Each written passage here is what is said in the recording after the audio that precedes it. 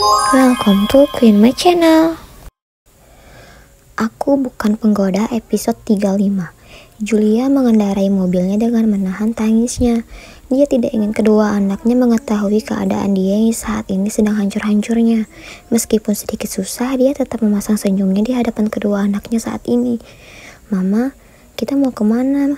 Mau pulang ya? Kan kata mama kita nginep di rumah oma dan opa. Kok pulang, Ma? Tanya Revano kebingungan.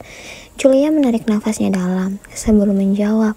Dia berusaha menetralkan suaranya agar tidak terdengar bergetar. Mama mau ajak abang dan adik ke tempat teman mama. Teman mama baik kok. Di sana ada nenek juga. Jawab Julia sekuat mungkin menahan suaranya agar tidak terdengar bergetar lirih.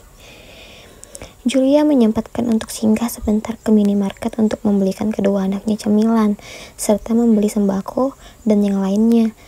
Dia tidak mungkin hanya menumpang saja tanpa kontribusi apapun kan? Setelah berbelanja, Julia kembali menjalankan mobilnya menuju apartemen Henny. Dan tak membutuhkan waktu lama, mobil Julia pun sudah tiba di basement apartemen tempat Henny tinggal. Ayo sayang, ajaknya pada Revano dan Kevano. Saat pintu apartemen dibuka, Henny langsung memeluk Julia, sedangkan Sri membawa masuk Revano dan Kevano serta belanjaan Julia. Jul, kuat ya.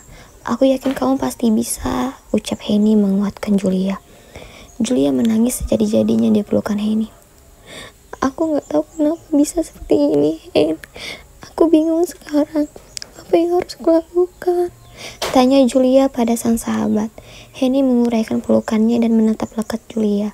Kalau menurutku, lebih baik kamu selesaikan dahulu, Jul, dengan Edward. Setelah itu, jika memang harus pergi, pergilah, ucap Henny. Julia menganggukkan kepalanya mengerti. Kalau begitu aku titip ibu dan anak-anakku ya, Hen. Maafkan aku yang selalu merepotkan kamu. Kamu ngomong apa sih, Jul? Ibu kamu ya ibu aku juga. Aku sudah menganggap kamu seperti saudaraku. Selesaikan masalahmu, lalu kembali ke sini, oke?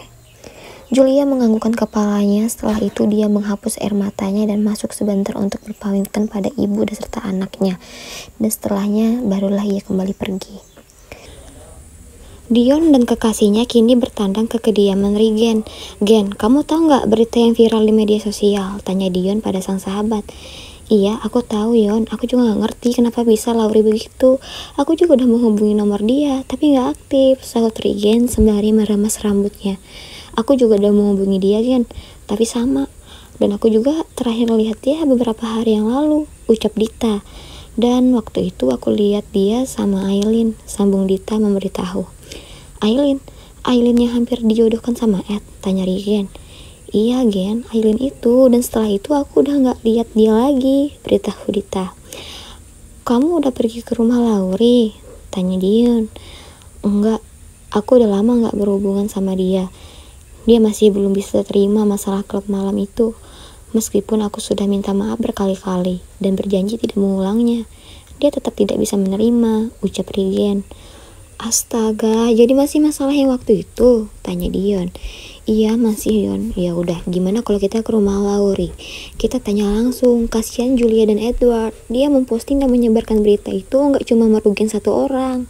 Ajak Dita yang diangguki kepala oleh Dion dan Regen. Edward duduk dan kesadaran sedikit menghilang efek dari minuman beralkohol yang telah ditegaknya. Kepalanya saat ini serasa ingin meledak akibat masalah yang dihadapinya. Ponselnya bergetar. Dengan sisa kesadarannya, Edward menjawab panggilan masuk yang ternyata dari Rico sang asisten. Halo, jawabnya bergumam. Mendengar suara musik nyaring, Rico sudah bisa menebak jika saat ini sang majikan sudah pasti ada di klub malam. Alasannya pun Rico sepertinya sudah tahu. Sudah pasti karena berita yang beredar mengenai Julia. Tuan, beberapa investor membatalkan untuk invest karena masalah yang berada di media sosial, beritahu Rico. Rico kaget mendengar teriakan Edward yang disusul suara pecahan gelas. Tuan, Anda baik-baik saja? Saya segera datang.